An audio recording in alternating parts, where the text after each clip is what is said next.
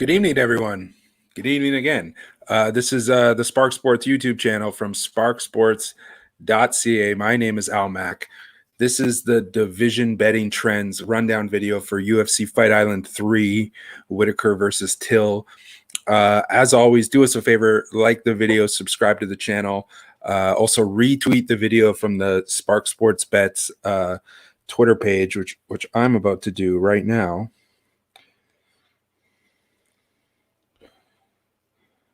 And there we go. Okay. And yeah, be sure to follow along on our Twitter in the weeks to come for, we're going to have so much coverage of the return to North American sports, as well as, just visit SparkSports.ca. We'll have some in-depth sports betting analysis for the NBA, the MLB, NHL. So yeah, this video powered by Streamyard. If you like what you see, you can sign up with them using the promo link in the description for money off of your own StreamYard membership. And also sign up in the sportsbooks in the description. Our affiliates use our affiliate links to support the show. And then you could skip all of that and you can tip or donate directly to the channel. Our PayPal link is also in the description. All right, so if you've watched my content over the years, whether it was on Betting with the Bag on SBR or the Live Line or at odds.com, whatever it may be, wherever you came across my work, you probably already know that my favorite betting angles, besides my predictive modeling, I have actually way more success on this side, and it's the positive EV betting trends. I've covered this in many podcasts. I've talked about it with the Insiders Room guys a lot. I like to look at things from a macro sense, a big picture sense. Instead of breaking down game by game, you can look at things from a higher level and see the tendencies and the patterns that go in, that are involved in certain types of games and especially overall in the leagues. An example, the road underdog in the NFL last year against the spread, 88, 61, and 8 ATS for 19.1 units profit. Straight up, the 2019 road underdog in the NFL went 65 and 105 for 16.87 units profit on the money line. Another example from the NBA, a lot of these trends I specialize in the playoffs, and that's why what's about to happen here with these qualifying games in the NHL and the little mini tournament in the NBA. It's going to be really exciting. But yeah, here's another example from the NBA last year in the NBA playoffs. In 82 NBA playoff games total, the road team on the money line went 36 and 46 for 17.78 units profit. Another one, the fourth quarter under in the NBA playoffs, what last year went 51, 30, and 1 for plus 16.4 units profit. There's just so many of these. We'll move on to the Major League Baseball. Another trend, big playoff trend that you've probably saw me riding. Runs scored in the first inning, yes. The prop on that, 24 and 13 for 11.6 units profit. In the NHL 2019 playoffs, underdogs 47 and 40 for 17.7 units profit. The third period over in the NHL, that's going to be one that I'll be looking at heavily for 2020. The third period over, 60 and 27 plus 8.98 units profit. And that's like, sometimes you're betting like minus 300, minus 400 in some of those. So if you're getting it, you're hitting at an incredible rate. You can do some damage with those kind of statistics. All of these trends I have had massive success riding, and it all has to do with the concept of positive EV, positive expected value. If you're betting the underdog in every NHL playoff game last year, like I said, 47 and 40, but even with those 40 losses, if you bet $100 per game, you profited $20 per game, win or lose. That's what positive EV is. The road dogs in the NFL last year, 88, 61, and 8. Even with those 61 losses and those 8 pushes over the entire course of the season with 157 games, the road underdog, if you bet on it every single time, you profited $12 per bet, whether you won or you lost over those 157 games. That's positive EV. So the same thing can be applied to MMA betting and the UFC. And the only difference is I like to break it down by division. So we already know there's some tendencies, just by a casual observer, the over tends to hit a lot in the female fights at the smaller weight classes, and at straw weight.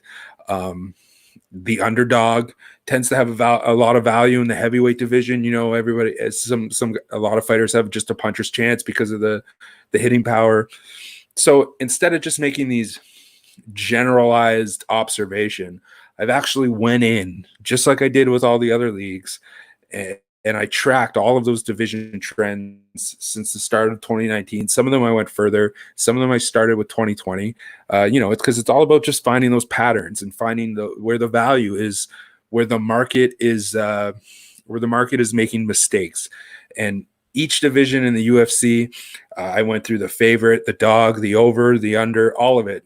And I have tracked even the coin flip fights. That's where a fight this is what I call a coin flip fight, where the favorite closes at minus 150 or better. And I have all the data for each division for those type of fights too. So let me just say this, because I get a lot of crap from the MMA community about this. Look, I don't pretend to be an MMA expert. I'm sure there's 1,000 people out there on MMA betting platforms that know 1,000 times more than me when it comes to the sport. But look, what I do know is that betting these trends work. I'm not an MMA expert, but I'm definitely a gambling expert. I'm definitely a sports betting expert. Now, look, I'm not just saying to blindly bet these trends, and I'm definitely not saying that it's a waste of time to break down fights fight by fight and to watch the tape, because that's not what I'm saying. I'm saying that this is a great baseline way to start from each fight when you're starting to break them down. So when I say that a fight has value, it doesn't mean that I'm 100% going to bet it. I'm going to put my best bets video out tomorrow, probably about this time, usually Thursdays or Fridays. But all these videos for the division trends is just a baseline checkup point for each division, the tendencies, and where the value is. If you're looking at these fights from a division trends perspective, I'm going to point out where the value is. A great thing to do is to get an implied probability calculator, because a lot of these trends, while they might not be profitable, they are very probable. So, if you're getting an over trend in a division that hits at like 72%, but it's not profitable, which is most probably because, you're betting minus 300, minus 400, minus 350, which is, you'll see that a lot. So what you do is you punch in that 72% and we'll give you a buy price. And that buy price shows you the point in which there is value on that particular trend. So just for example, hypothetically, 72%, the buy price is minus 257. So if there was a trend in the UFC on the over, if you got an over that was minus 225, as minus 225 is better than minus 257, there would be value on that pick. Now, say it's minus 400, that's when you have to start looking at the opposite side. If the under is hitting at 28%, the buy price based on implied probability is plus 257. Now, if the under in this hypothetical fight that we're talking about is sitting at like plus 280, then there's value on it, because if it's north of that buy price based on that 28% implied probability, there is value. So, the data, I have data on these fights in each division. Some of them, there's been 100 fights, and there's clear patterns, there's clear tendencies. So we're going to go over them. And it has a lot to do with, we're just going to go over the implied probability and find out based on these division trends where the value is. I'm not saying this is where you should make your bets, but I am pretty confident, as you can see the record on the bottom there. 9.91 units isn't that great, but that percentage that I'm hitting at is pretty high. So I'm pretty confident in picking winners here. So yeah, I hope what I just explained made sense. If you had any questions, hit us up on Twitter at SparkSportsBets. I'm always open to explain my method. So let's just get right into these fights, okay? UFC Fight Island 3. So the order I'm going to go in isn't going to be the order of the fights. I'm just going to go by the divisions that have the least amount of fights to the divisions that have the most amount of fights. So the first fight on the card is the only UFC men's bantamweight fight. So we'll start from there. UFC men's bantamweight, Nathaniel Wood. He is a minus 476 favorite against John Castaneda at plus 338. And the big trend here that sticks out at bantamweight, not as far as profits, but as far as probability goes, the favorite has won at 64% in the UFC men's bantamweight division, going back to January of 2019, going 58, 30, and 2.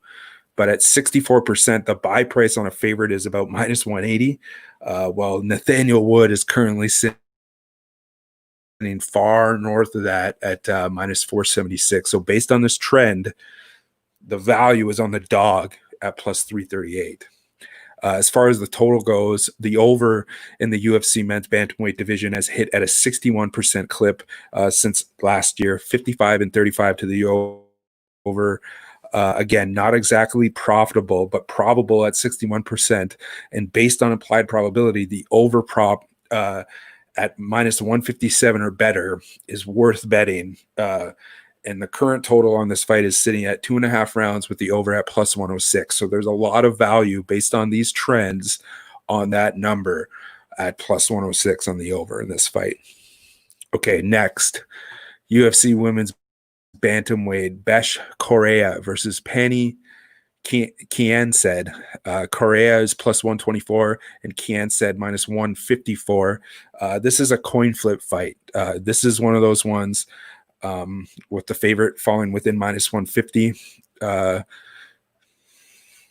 It'll probably come back down. She's sitting at minus 154 right now. So based on that assumption of her coming back down to minus 150, the division trend here in this coin flip fight has seen the trend towards the favorite at minus 150 or better, 5-2 for 1.84 units profit over the last year and a half. Kianzad is minus 154 to Correa plus 124. So this is almost a typical coin flip fight. Some more money needs to come in the underdog to push that into the range that I'm talking about. So yeah, let's see where the market ends up before making a move on that if you're going to just blindly bet these trends.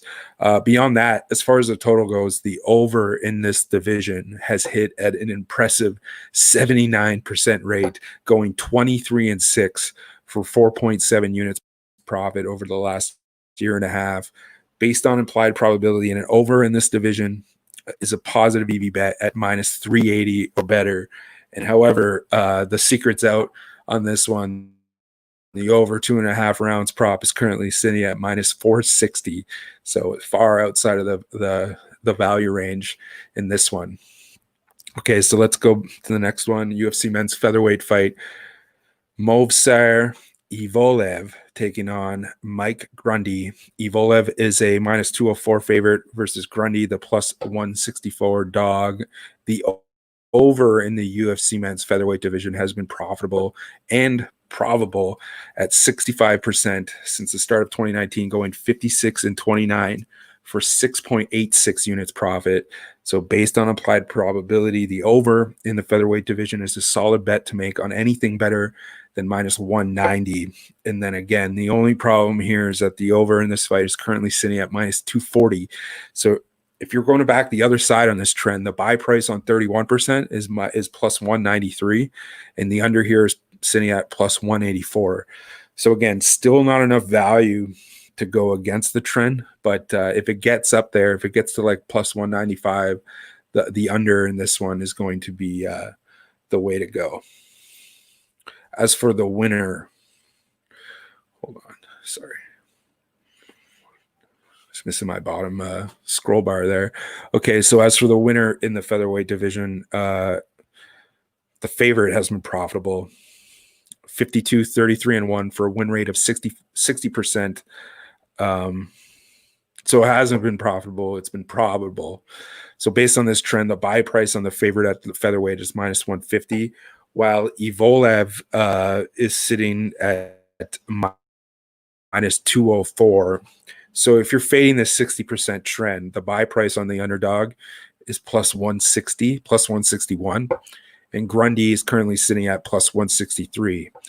So based on the division trends, there's value on the underdog here at plus 163 on Grundy. All right, moving on. Men's lightweight. Francisco Trinaldo taking on Hai Herbert. The favorite in the UFC men's lightweight division has been immensely profitable and probable over the last year and a half, winning at a 71% rate, going 75-30 for plus 5.02 units profit. So based on that trend, the buy price on the favorite at lightweight is minus 245 or better. And Trinaldo is currently sitting at a market average of about minus 143, which is well within that value range for this trend. So there is some good value on Trinaldo in this one as a favorite in the lightweight division.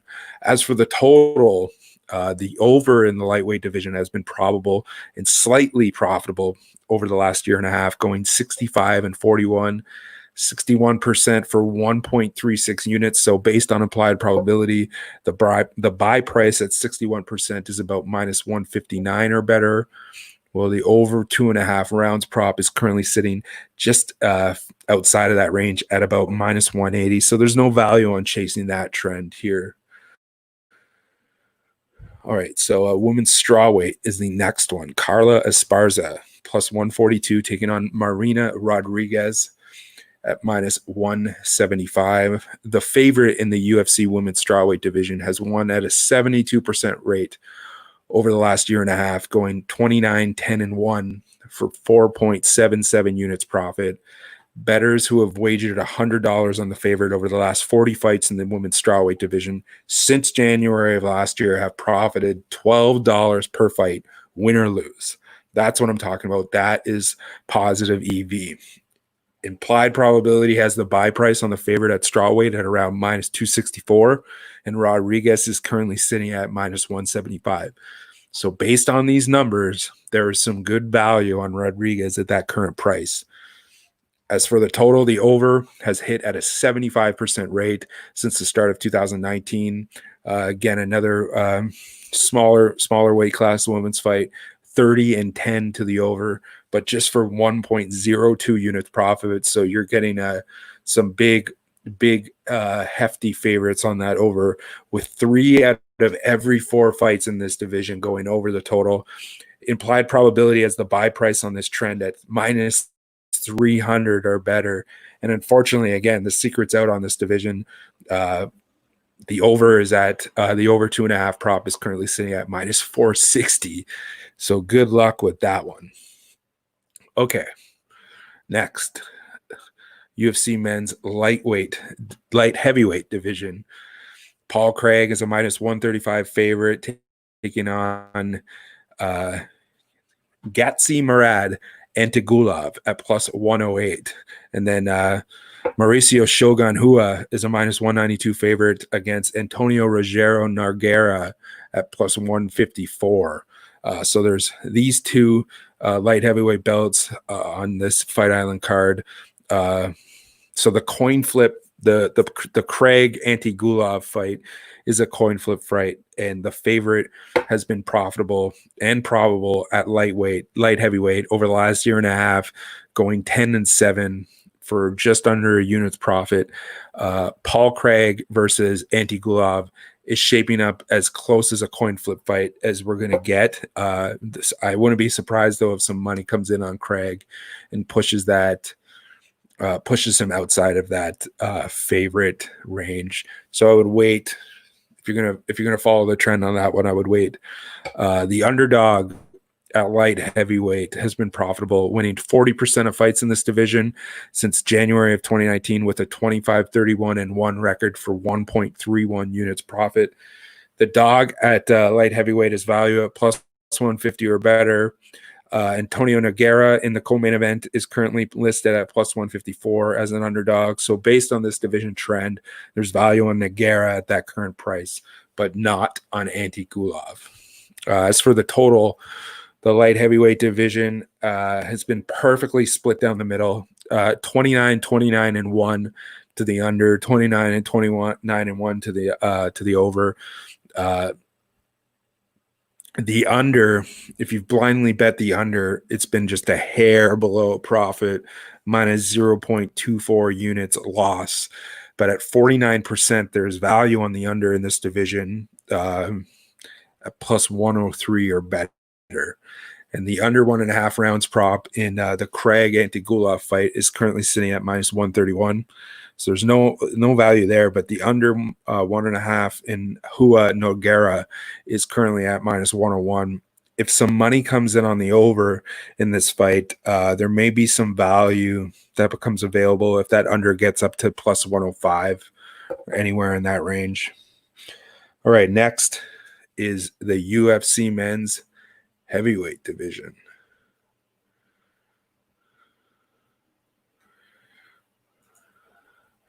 Okay, so then we got Tanner Boser minus 270 taking on Rafael Pessoa plus 208. We got Tom Aspinall taking on Jake Collier. Aspinall minus 227, Collier plus 175. And then we got Fabricio Verdum at plus 265 taking on Alexander Gustafsson at minus 345. The coin flip dog in the UFC men's heavyweight division has had immense success over the last year and a half, 14-7 for plus 7.57 units. But there isn't a single fight out of these 3 heavyweight bouts on the card that's going to be in that coin flip range. But we'll keep our eye on that because that's one that I really like to follow. As for the total, the over has hit at a 60% rate at the heavyweight division since the start of 2020. So just since the start of January, the over has gone 12-8 for 2.8 units profit at 60%. The buy price on the over in this division is minus 150. And currently the over 1.5 rounds prop in the Collier Aspinall fight is listed at minus 147.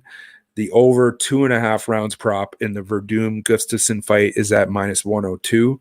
And then the over 2.5 rounds prop in Pessoa and Boser is outside of the value range at minus 171. So there's value on the over in 2 of the 3 heavyweight bouts on this card based on these trends and based on implied probability. Meanwhile, the underdog at heavyweight, just barely in profit, currently sitting at 25-36-2 since the start of 2019 for plus 0.1 units profit over the last year and a half. 39%. So at 39%, the dog has value at plus 152 based on implied probability, plus 152 or better. While all 3 of these heavyweight dogs on this card are currently sitting at least plus 170 or better. While it's risky to back a 39% trend, that's barely above profit. When you're getting almost 2-to-1 odds on all 3 of these underdogs, you can't exactly go wrong. This is like a method that you would teach your grandma, or somebody that has no idea about the sport, how to bet it, how to approach it, So it's not exactly a science, but you're just breaking down based on the tendencies, based on the trends, based on the patterns, and then putting it against implied probability, just like you would in baseball or anything like that. So, based on the trends in heavyweight, I think there's some value on all 3 of these underdogs, at plus 170 or better. All 3 of these, Verdum plus 265, Collier plus 175, Pessoa plus 208. So, I like, based on the trends, I like all of those. Okay, so it's a welterweight heavy card for UFC Fight Island 3. There's 4 bouts on this card at 170 pounds. Ramazan Emeev at minus 400 is taking on Nicholas Stolze at plus 296. Nicholas Dalby is taking on Jesse Ronson. Dalby minus 263.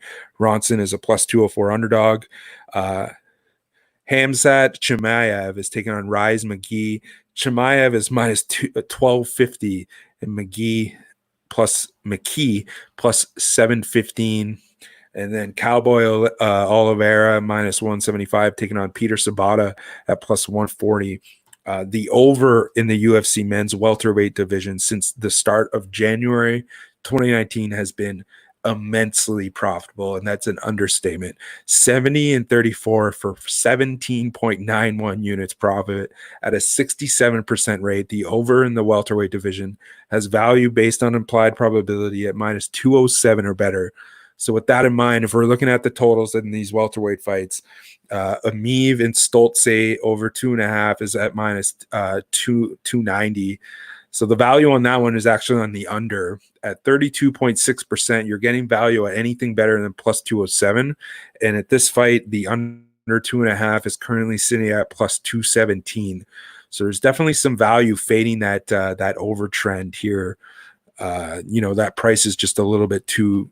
It's just a little bit too crazy. So there's some value on that under at plus 217.